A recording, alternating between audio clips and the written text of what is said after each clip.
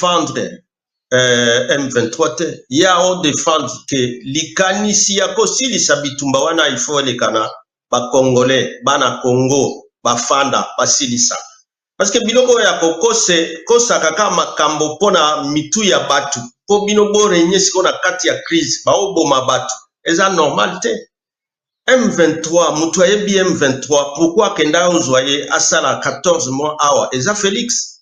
asi andima yango alobaka ministre na ye intérieur nde abengisaka bango awa ye mutu azo défendre bango abengisi pe Uganda mutu akotisa bango mais mokonzi ya mboka Félix Tshisekedi ye pe alobi alinga salisa gouvernement d'union nationale engelo banini bino boza kufungama bokota na gouvernement o bazo bengisa to nini bongo soki balingaki penza lisolo yango ya cohésion nationale ezala penza ke tolobela crise oyo eza na mboka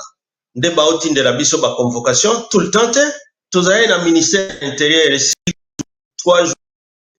wana ministre intérieur VPM Shabani azalaki afanda na mokonzi ya ane mokonzi ya DG na kabine na ye tango oyo babengeli biso balobi no toyoki ezalaki nde peut-être to bandaki o comprendre te tosi to comprendre to zui lumière siko 2 jours après babengisi susu biso ponani hein quelque part donc omoni ke za ba discours moko on dirait ya lokuta proposa batuke balingi ba sala gouvernement moko oyanani peut-être balingi ba écraser complètement mokonzi ya mboka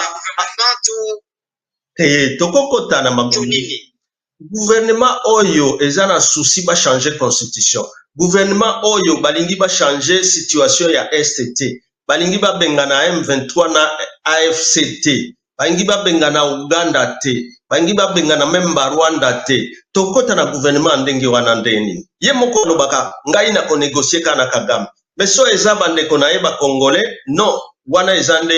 prison porte à prison mutu alobate oyo ye akanisi nde eza ya solo nde eza malamu wana tokokota na gouvernement ndenge wana ndeni